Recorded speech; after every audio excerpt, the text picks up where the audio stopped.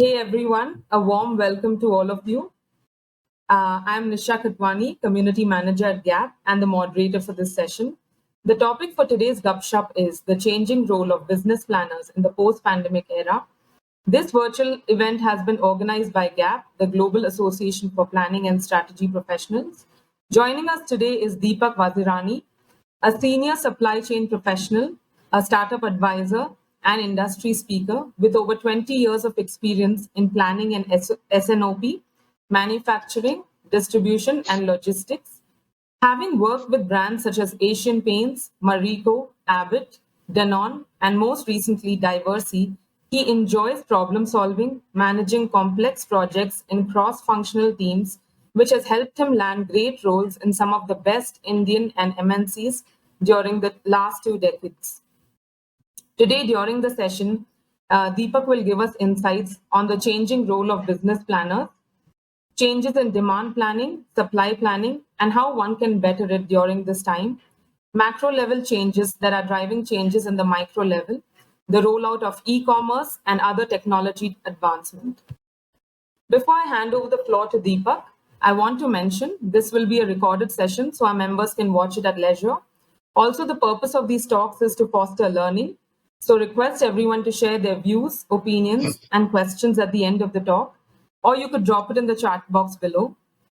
Welcome, Deepak, and over to you. Thank you. Thanks, GAP team. And thanks for having me on this show and giving me this opportunity. It's a pleasure to share my thoughts and probably some of my experiences while I go along. Hopefully, people benefit from it.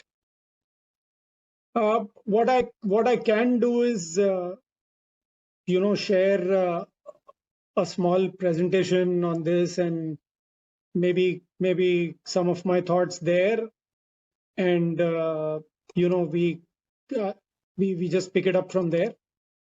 So is everybody able to see my screen? Yes, we can see your screen, Deepak. Okay. So I think the topic is very, very relevant, especially with what's happening in the last 2 weeks. Again, after a year, we thought lockdowns were behind us, but they are here to haunt us again. Again, localized lockdowns. So the difficulties of navigating every different state, each state kind of passing its own rules, regulations. As they say, never a dull moment in supply chain. So just sharing some statistics. 94% of the Fortune 1000 companies said they were impacted in the last 15 odd months. 75% of them are saying they have been impacted negatively. And 55% of them talking about downgrades to their earning. And typically what happens is if there is a disruption, there has to be some change that business needs to do for itself to adapt and come out strong. So the whole focus is on how you salvage the situation and come out stronger. Again, just showing a small risk matrix, what you call risk probability impact matrix. And when you look at this, it tells you that the probability of anything like a COVID or a pandemic is very, very low, or was very, very low. But the impact we all knew was going to be very high. But again, something like this happens once in a 100-year span. So Yeah, people knew it, but would they prepare for something like this? One, two. I think somewhere by last April, uh, China was able to come out of their crisis, and they were up and running by April, mid-April, May. So they were typically impacted from December to March. So again, even same time last year, nobody thought something like this would last for a year and more. So clearly something that people didn't see. And even today, people are still surprised with the fact how China has come out, but most of the other parts of the world are still struggling. And again, how do you put a probability to a black swan event like this? So clearly, I mean, I don't think you can plan for something like this for a couple of months of disruption. It's not that companies have not planned disruptions, or companies have pretty well adapted to New Year holidays of 3-4 weeks in the US, European holidays in July, August for 6 weeks, or Chinese New Year for 4 weeks. So it's not like companies have not adapted, but they were all known events, or over a period of time, the planning process had tried to put them in the category of known events. All software tools were forced to change the master data on lead times, and therefore over a time people learn to manage it. Again, some of these were the holidays were always localized, legalized. uh, even weather disruptions of floods, earthquakes were very well managed. Japan knows it'll get hit once a while. Indonesia knows it'll get hit once a while. So, but nobody plans for something like this with the scale and the magnitude. Uh, and again, looking at a country like India, for example, we've been through it for now 13, 14 months, and no end in sight. So fortunately, what we can go back on is some data of last 12 months. As they say, history repeats. So if it is repeated now, what can we learn? Is there any data that we have from 2020 which we can use in our planning systems? And what kind of agility and resilience initiatives we can. So again, touching upon supply chains. Supply chains were very busy last couple of years, bringing in SAP, planning cloud tools, TMS, WMS, all of that. And along with all that, standardization, lean supply chain. The whole focus was on cost and optimization of the network.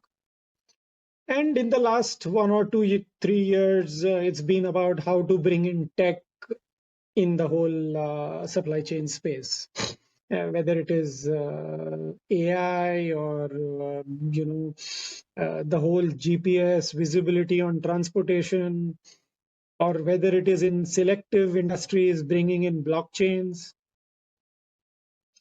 Uh, so essentially, it was all about making more business models lean. And especially after GST, a lot of companies even shut down their networks. I myself was operating 25 CFAs, and we brought it down to 18 CFAs. The whole idea was source at cheapest cost. It didn't matter where the raw materials came from. So whether they came from China or they came from Brazil, or whether the lead time was 30 days or 90 days. But the whole model was around cost. The idea was build strong brands, but if it meant easy manufacturing, outsource, build more capacity outside, and all this focus in the SNOP, sales and operating planning process, on improving forecast efficiency. So how do you get closer to the customer and know what he wants, and you give it to him on time? And in the whole bargain, we globalized our business so much without knowing that it will come to haunt us the way it is haunting us. These are some actual demand curves of actual sales, of how demand has panned out. And if you are really able to see some of these things, this is the dip that people have seen at the start of pandemic, which is pretty stark. And then, of course, over the next few months, how businesses have kind of shaped up. So if you see, the whole travel and tourism industry has been down. But travel has mostly been only for, let's say, cargo flights. Otherwise, pretty limited travel for business or for work. Orders for manufacturing equipment overall, other than pandemic-induced industries or sectors that have seen a large growth. Essentially, in capex, people have dropped sales. Oil and gas also, if I look at the second graph, these are spikes that people have seen on consumer staples. So as soon as the lockdown was announced, people went out, hoarded, filled up stocks in their house for 1 year, 1 month, 6 weeks. Sorry. And again, some of these stories that people have heard on how toilet paper was hoarded and it was out of shelf. But typically, this is the graph that was followed by the staple business, the food business, and of course, some of the pharma, medicines that people stocked up. Now, this is a graph that typically things like pandemic-induced industries have seen, whether it's face mask, sanitizers, hand hygiene or hand washes, or for that matter, the whole industry of immunity improvement. So whether it's vitamins, nutrition, special teas or kadas, honey, that all of this that so-called immunization or immunity building helps. And if you see some of these, the changes in the trajectory are pretty stark.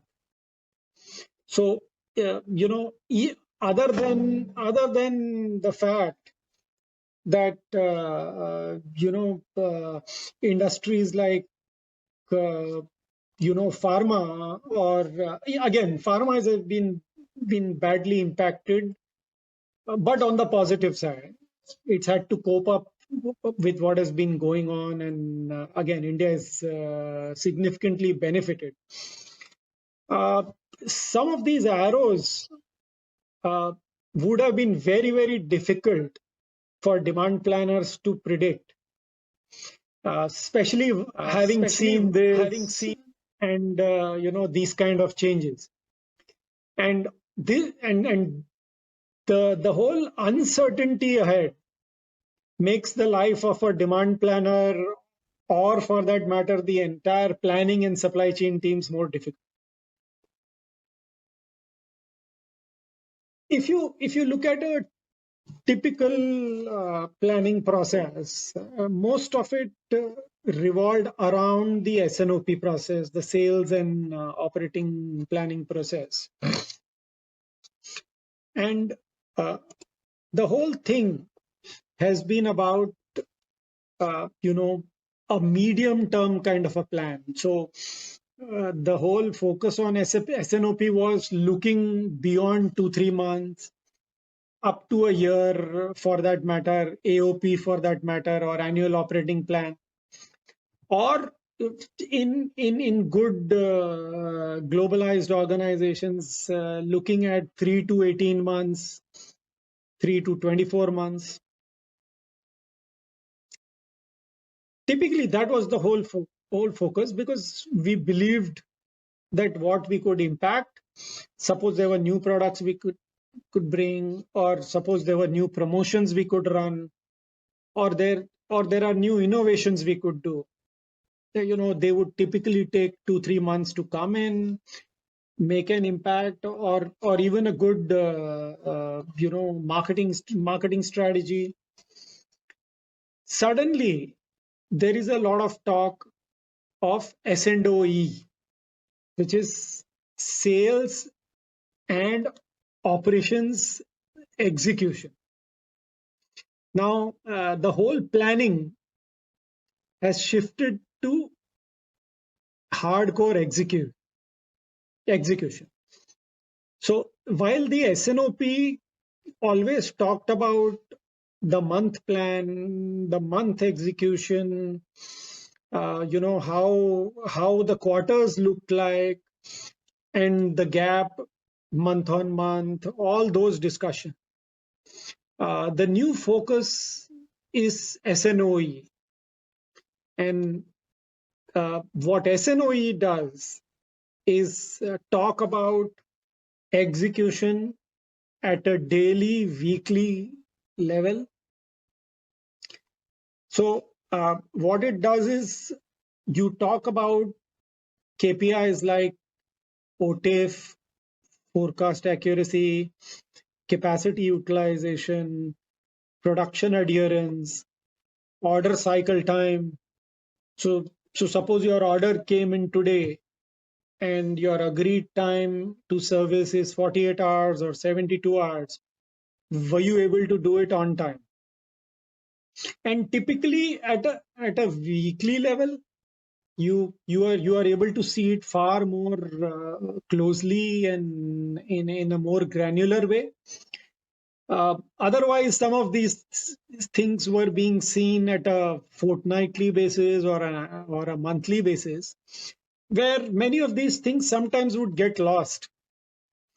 And again, the reason why they are being seen so closely is because every day is a new disruption, every day is a new day, every day there is a new demand signal.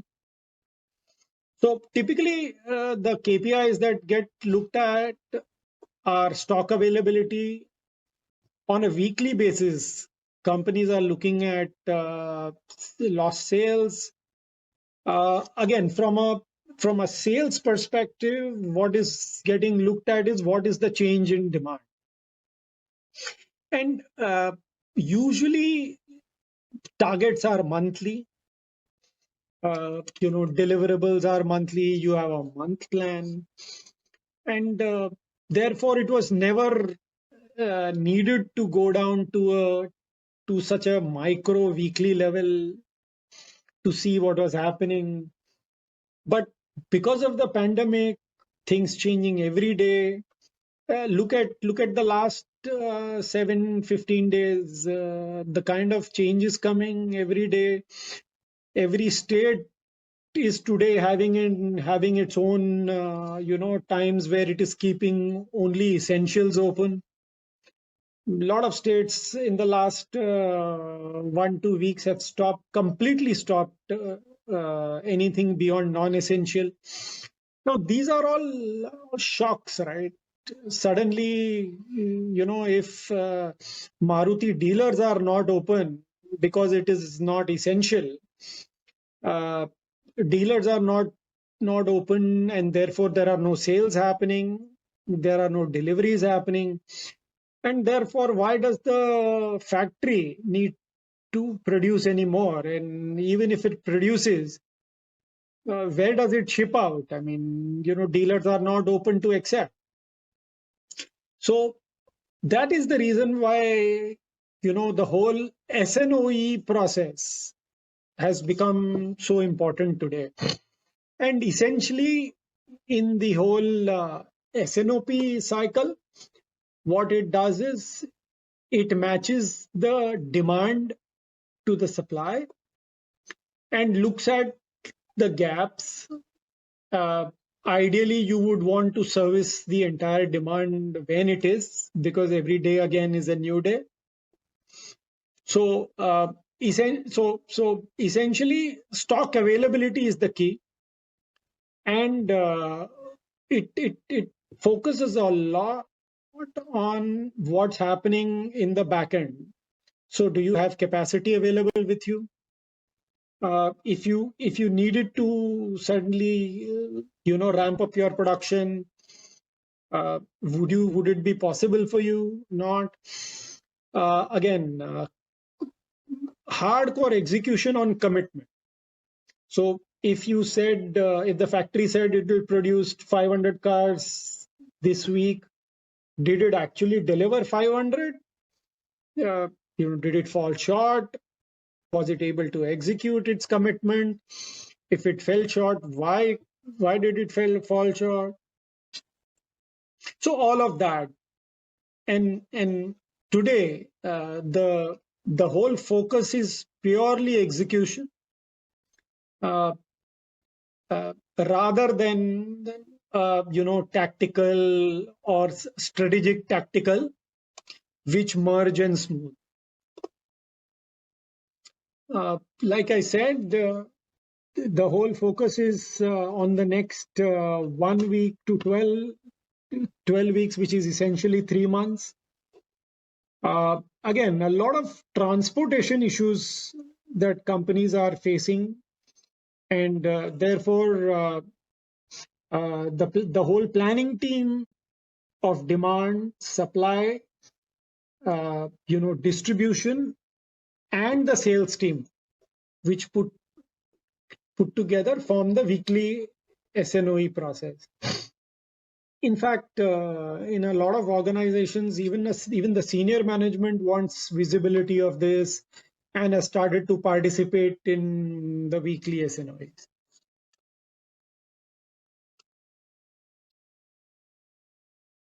What are the changes that one can anticipate, or what challenges that people are going through? I think the whole traditional statistical models are no longer relevant, because the demand curves has completely changed in the last 12 to 15 months. And therefore, you can borrow from the statistical models, but there is a lot of uncertainty sitting there, and therefore the organizations need to bring in their internal capability of predicting how the next months are looking like, and also have the ability to break them at a weekly level. I mean, again, something that organizations have never been used to, because targets were always monthly. But if there is a time that this needs to be done, it's now. Again, it's very, very difficult to anticipate customer behavior. Even in the last 1 or 2 weeks, we've seen people going to DMarts and big bazaars and on e-com, ordering.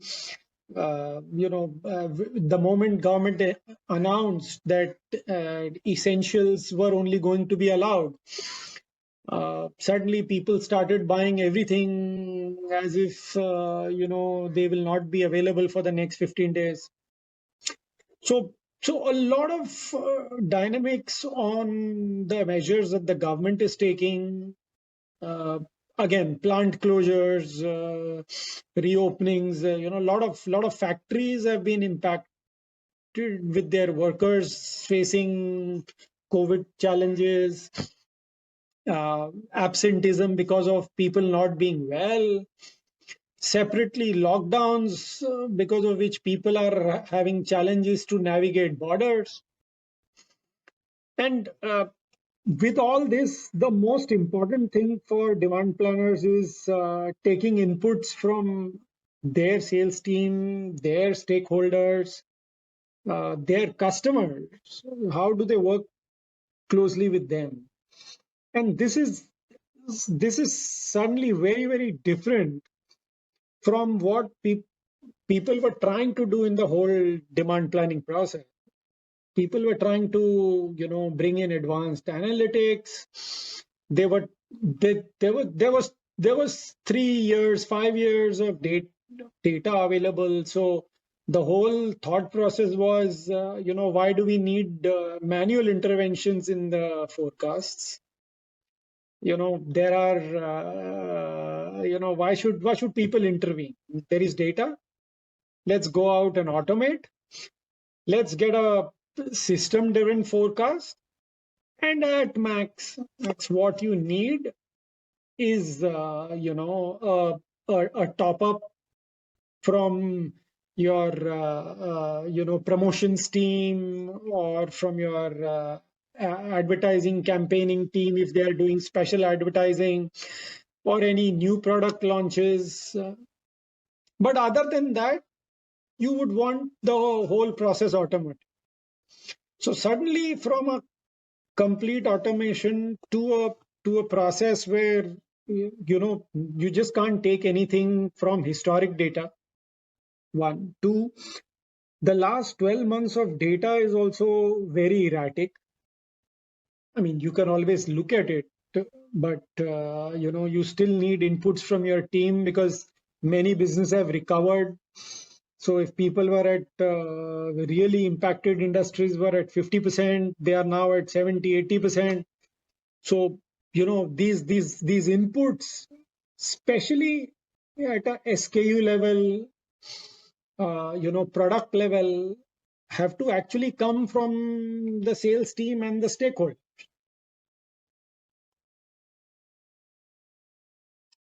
So what are we looking at? We are looking at overriding forecasts manually. Uh, Again, structural shifts in demand.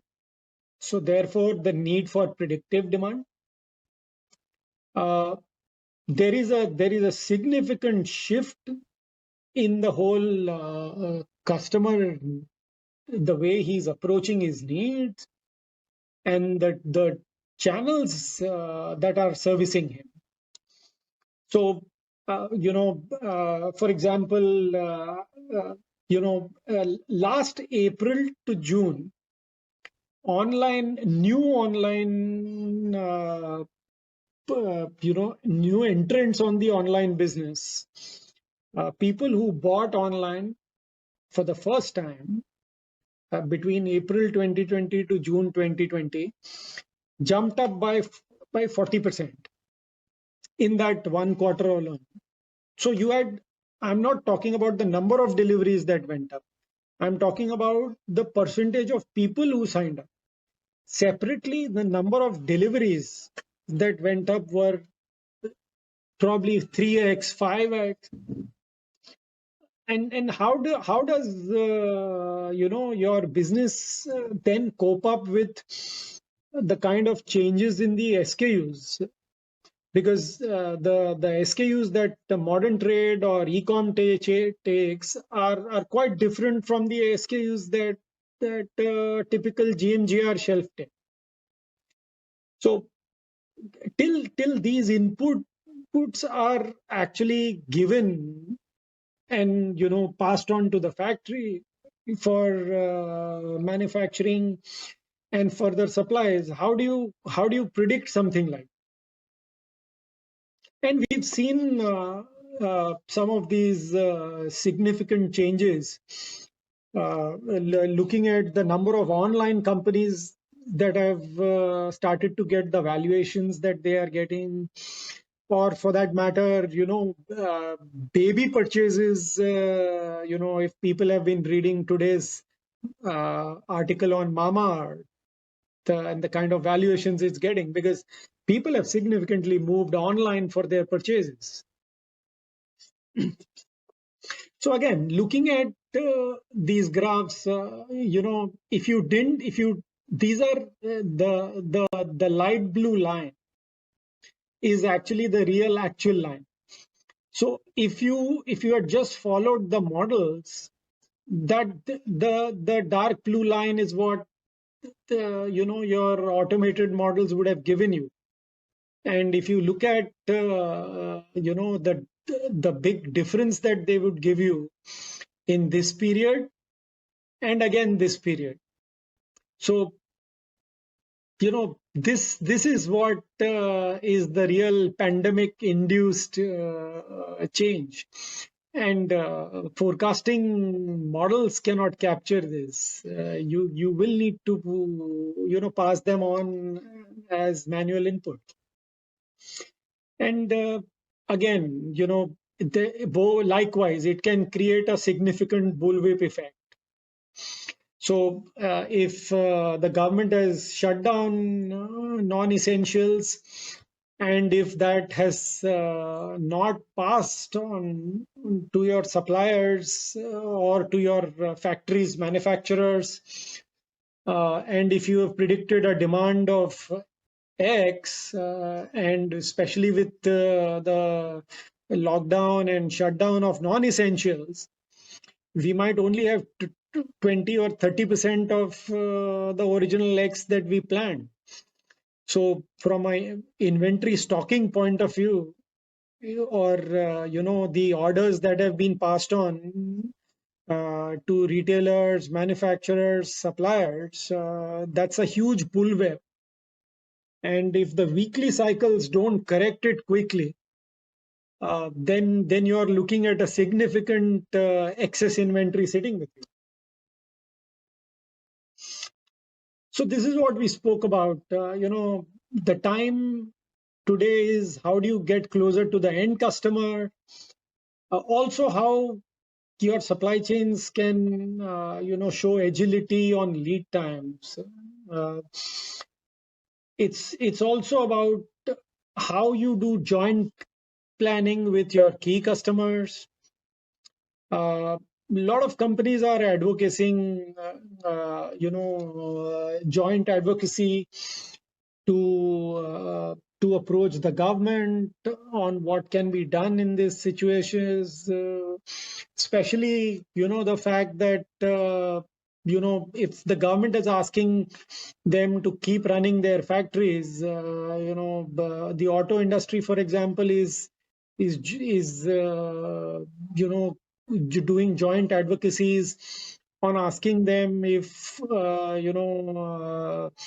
they can keep their dealers open on select days or for a select period of time, so that they can continue running their factory.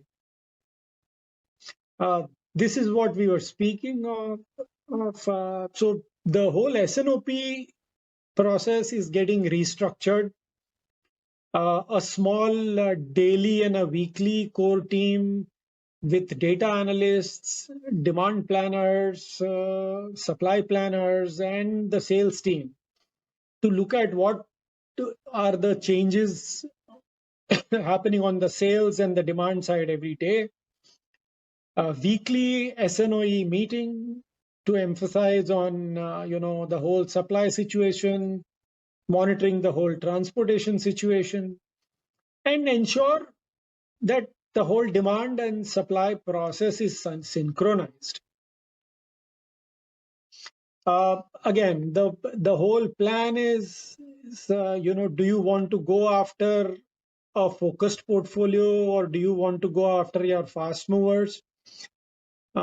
Companies are seriously looking at leaving behind their tail in this time and focusing on their fast moving SKUs, ensuring that they are on the shelf always.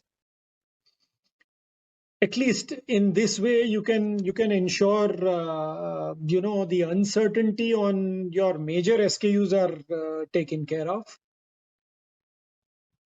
Again, the whole new normal. How do you bring resilience? How do you bring agility?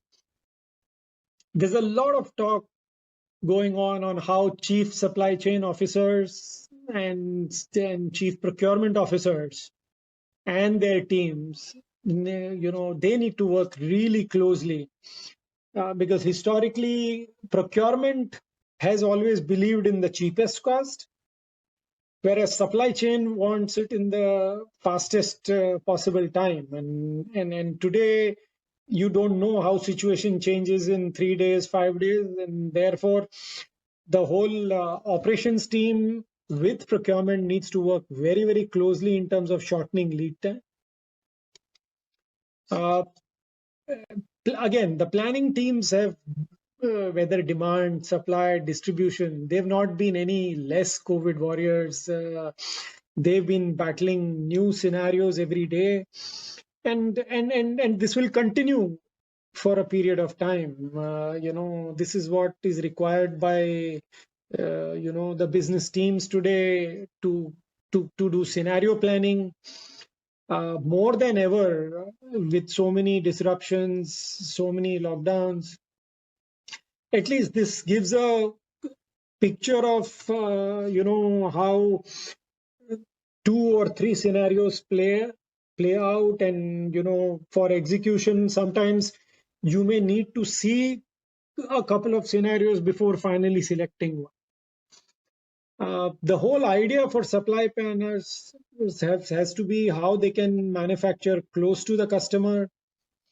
How can you get more capacity available, closer to you? So irrespective, while the demand is probably the same, but the pressure on you to make this available in a much shorter time is forcing you to have more capacity. Again, a lot of new products that companies have launched in line with the need for the pandemic, whether it has been different types of kadas, teas, or the whole different sanitization SKUs, different perfumes, different ingredients, different claims on the sanitizers. So again, some of these are differentiators that the companies are trying to create, because almost everybody is making a sanitizer. So how do you create a differentiation? And if you can create in a smaller or a shorter span, nothing like it. And all this requires a lot of collaboration and coordination between the teams.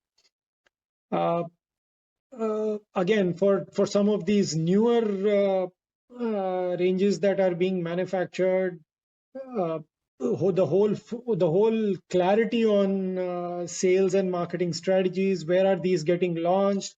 Which are the channels these are getting launched in? Inventory replenishment has suddenly become a challenge, especially with localized shutdowns. again, different areas having different rules, so many individual apartments and complexes, uh, calling them mini COVID centers or mini shutdowns. So many of these have implemented various protocols for people to come in, and all this is kind of pushing pressure on the number of deliveries, whether it is the modern trade channel doing, or whether it is the e-com companies doing. And separately, the whole challenge on the teams, how they can keep themselves protected. Definitely, all the e-com companies are also complaining that their people are also falling sick. They are having also COVID challenges. They are seeing staff shortages. So, how do you balance all of this is something that the whole industry is battling through. And some of these changes are actually permanent. So the whole adoption of modern trade and e-commerce is going to have a significant impact on how business will happen in the future. And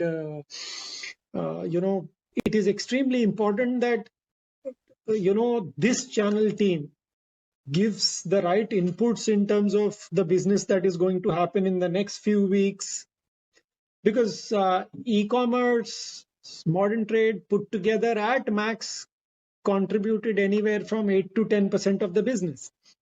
So from a company standpoint, it was always a small portion of the business, but suddenly it's starting to become a very, very large component. And therefore, the inputs that are given on the SKUs that are needed here and the volumes that are needed here, and again, all of this suburb wise, state wise.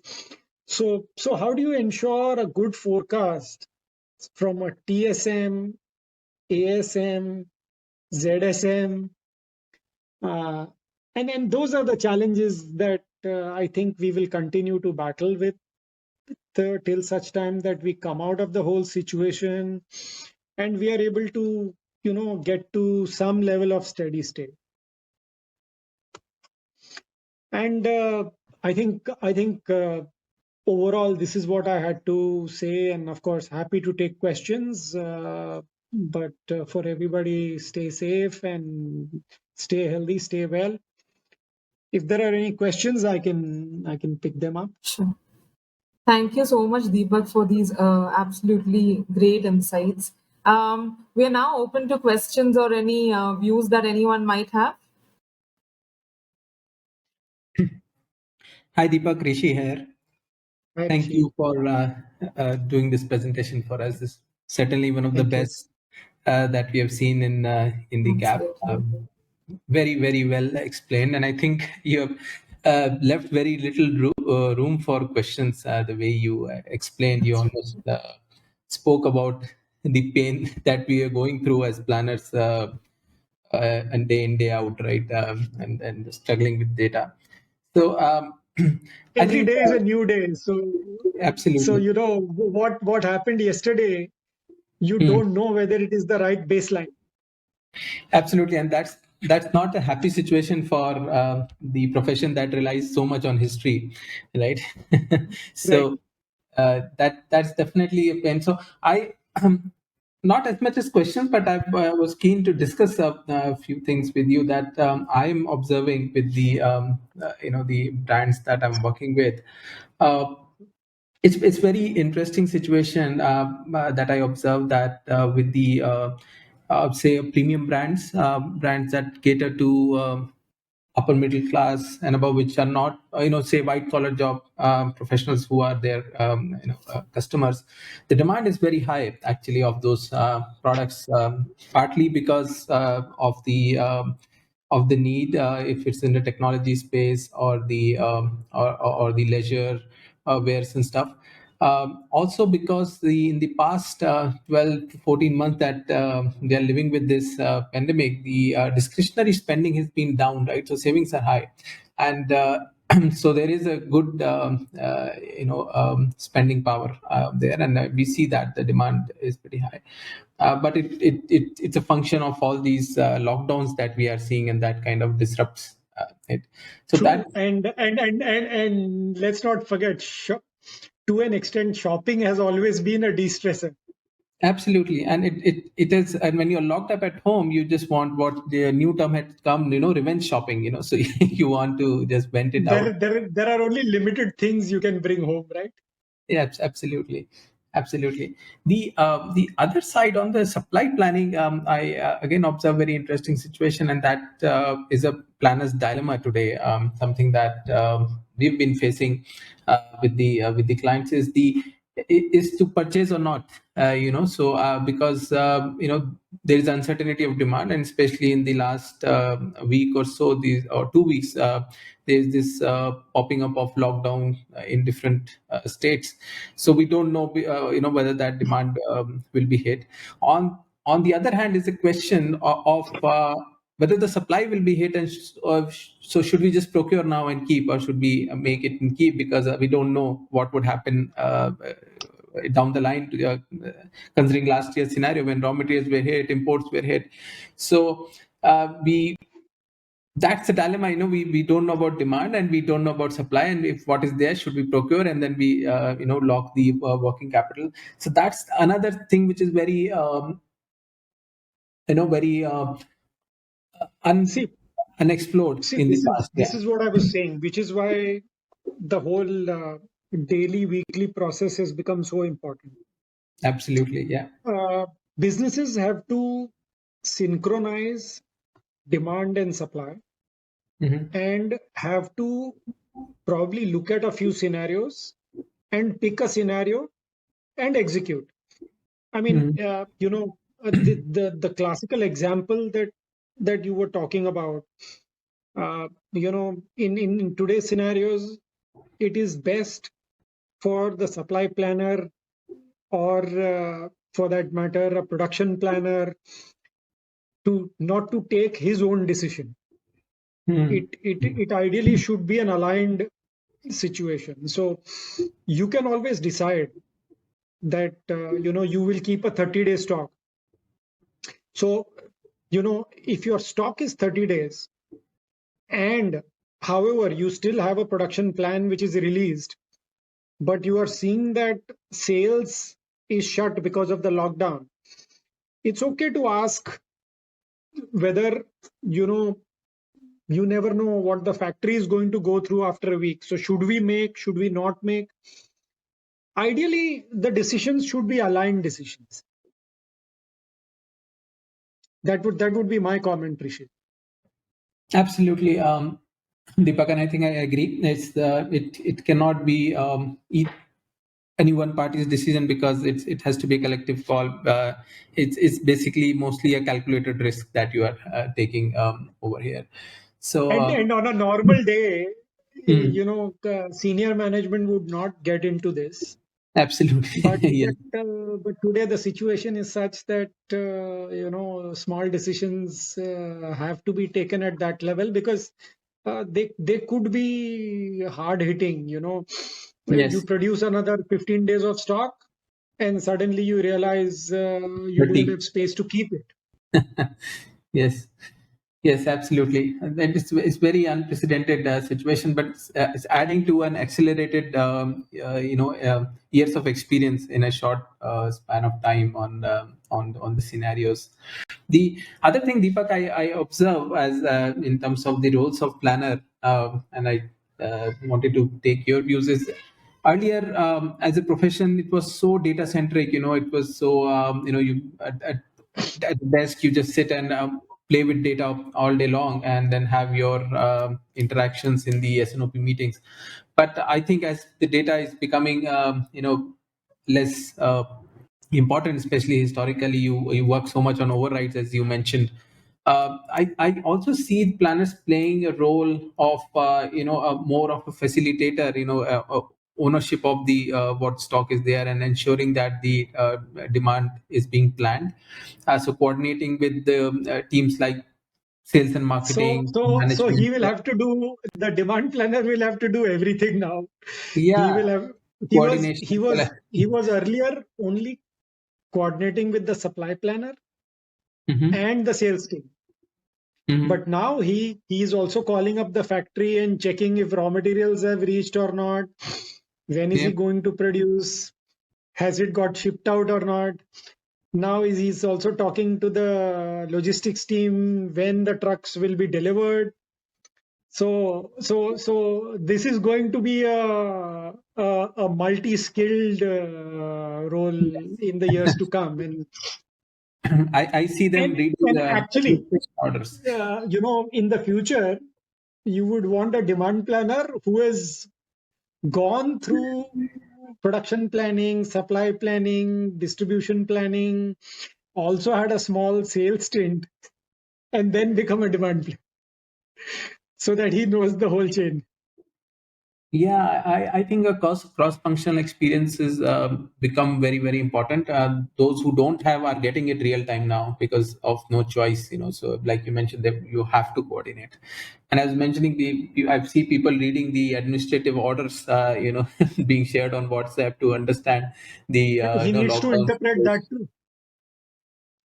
So Sorry. what's happening?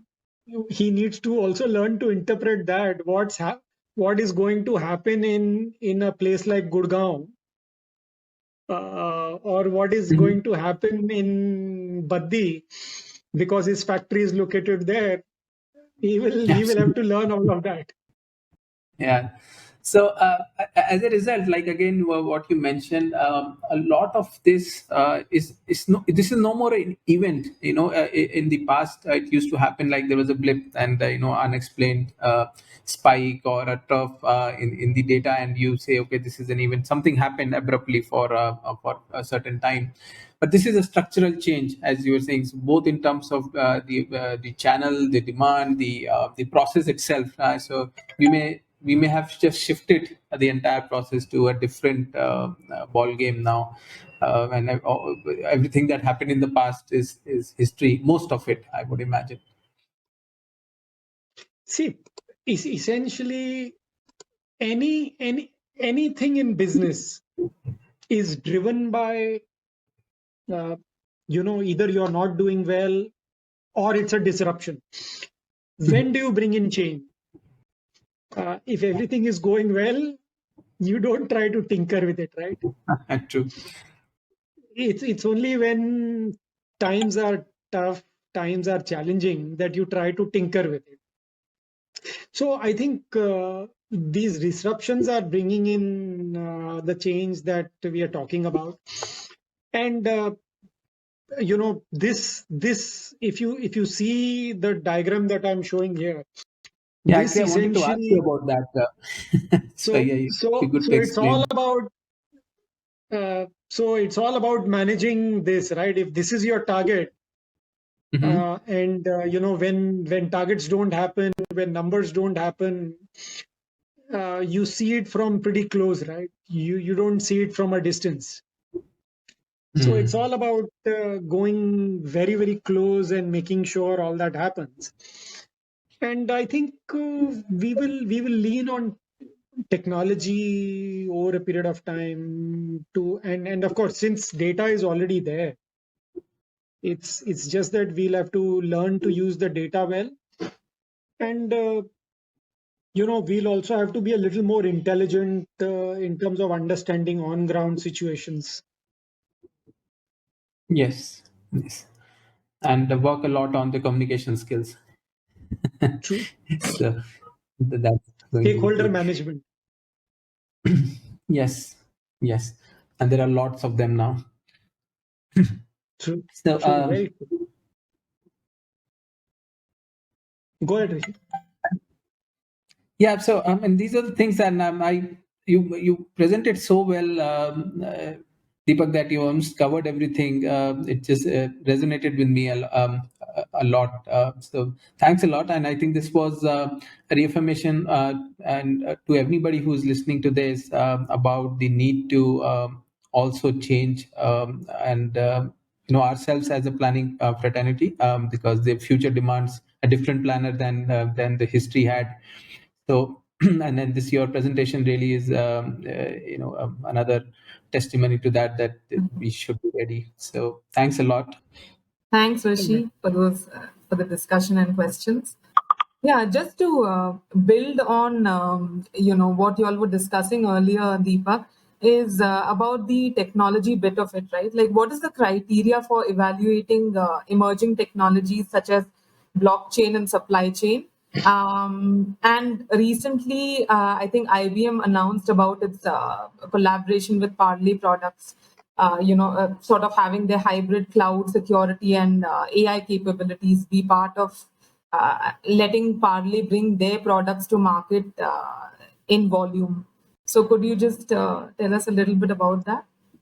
Okay, Nisha, I may not have read the article that you were talking about specifically Sure. on Parley and IBM. Sure. Maybe Rishi can comment if he has heard, but my sense is, look, IBM has a lot of cloud tools available for people to adopt, and it could be some of those tools that Parley has picked up. And to your point, first I'll talk about digitization and then about blockchain. I think the whole journey of digitization is what most companies have started. There's more transparency, more visibility um, than ever. Everybody is trying to pick up cloud tools. I know I'm myself helping somebody develop some tools which companies don't have, because companies are Sure. today even willing to buy a small tool which is a very very small application, but SAP or whether it is any of these planning tools don't provide. So there are these small tools which are problem solvers, which people are Sure. willing to buy today, and the whole supply chain community is trying to get as much automation, as much data. So the more data you have, you can always use AI and machine Sure. learning. Then, most companies are looking to get a TMS. Almost all the companies today have WMSs. So the whole transportation performance, which earlier used to be a Sure. huge laggard. Nobody cared about what time their truck got into the premise, how much, when did it get unloaded, how many hours it took. But suddenly everybody wants that as a KPI, because 10 trucks are waiting at the border, and the moment the government Sure. lifts a lockdown, 10 trucks come and hit you, and your warehouses don't have the ability to unload them, or people don't care, they come in at 6 in the morning and they get unloaded at 6 in the evening. So they now want to Sure. ask what happened all day. So there are Right. small KPIs that companies want to monitor today, and therefore all these tools and again cloud solutions are in huge demand. That's one.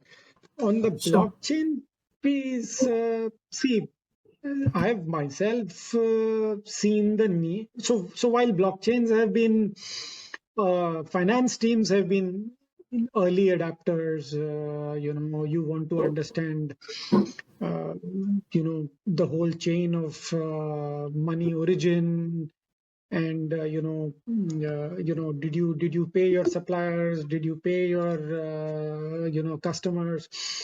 So from a